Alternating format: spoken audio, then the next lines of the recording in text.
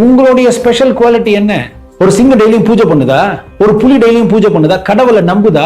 கடவுள் இருக்கா இல்லையான்ற ஒரு திங்கிங்கே அது கிடையாது. நம்ம கடவுள் இருக்கா இல்லையான்னு யோசிக்கிற தன்மையோட, கடவுளையே உணரக்கூடிய ஒரு அறிவோட, நாமே இறைவன் அப்படின்ற ஒரு நிலைக்கு வரக்கூடிய எல்லா தன்மைகளும் இந்த உடலுக்கும் உயிருக்கும் கொடுக்கப்பட்டு உங்களை இந்த பூமிக்கு மனுஷன் அமைச்சு வச்சா நம்ம எப்படி இருக்கும்? நல்ல வாழ்க்கை வாழ போறோம்ன்ற நம்பிக்கை கூட இல்லாம இருக்கும். நீங்க நல்ல வாழ்க்கை வாழ்றீங்களோ இல்ல வாழாம போறீங்களோ அது உங்க பிரச்சனை. ஆனா மனுஷனா பிறந்துட்டீங்க. நீங்க நல்லா இருக்க போறேன்னு நினைச்சாதான் உங்களால இந்த உலகத்துக்கு நல்லது நடக்கும். நான் உங்களுக்கு கூட நல்லது செய்ய சொல்ல.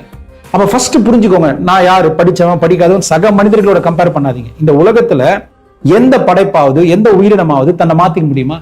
இல்ல ஒரு புலி நான் டெய்லியும் வேட்டை தான் ஆடணுமா? நான் முதல்ல மாதிரி தண்ணி உள்ள போய் அப்படியே நீந்தி நான் ஜாலியா என்ஜாய் பண்ணி முதலையோட பவர்ஃபுல்லா இருக்கு? கம்பேர் பண்ணாது. ஏன் கம்பேர் பண்ணாது?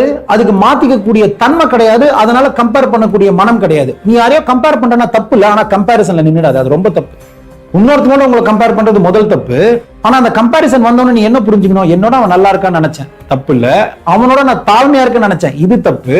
அப்ப என்னோட அவன் நல்லா இருக்கானா அவன மாதிரி நான் நல்லா வர முடியுமா?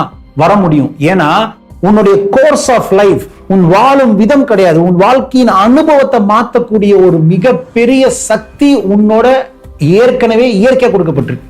முதலுக்கு எப்படி நேச்சுரலாவே நீச்சல் தெரியுமோ, இல்ல ஒரு பறவைக்கு எப்படி இயற்கையாவே பறக்க தெரியுமோ, மனுஷனுக்கு இயற்கையாவே தனக்கு என்ன அனுபவம் வேணும் தேர்ந்தெடுத்தா அவன் வாழ்க்கை மாறக்கூடிய தன்மை இயற்கையாவே கொடுக்கப்பட்டிருக்கு. இதுல கடவுளுக்கும் உங்களுக்கும் சம்பந்தமே கிடையாது.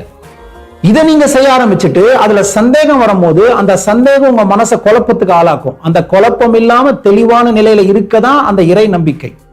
அந்த இறை நம்பிக்கைன்றது இறை ஞானமா மாறணும். ஏன்னா இறை நம்பிக்கைன்னு ஒன்று இருக்க வரைக்கும் தான் நிறைய மதம் இருக்கும். இந்த வள்ளலார் சொல்லாதது கிடையாது, ஆதிசங்கரர் சொல்லாதது கிடையாது, விவேகானந்தர் எக்ஸ்பிளைன் பண்ணாதது கிடையாது, காக்க பூஜண்டர் சொல்லாதது கிடையாது, ஒன்றே குலமும் ஒருவனே தேவனும் அப்படின்னு திருமூலர் சொல்லாதது மீறி யாராவது சொல்ல போறாங்க?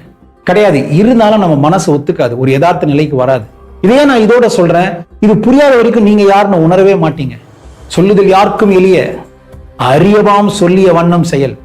நீங்க உண்மையான வாழ்க்கை வாழணும்னா நிஜத்தோட வாழணும், நம்பிக்கையோட வாழ முடியாது. நிஜத்துல இறைவன் இருக்கான், உனக்குள்ளே உயிரா இருக்கான்.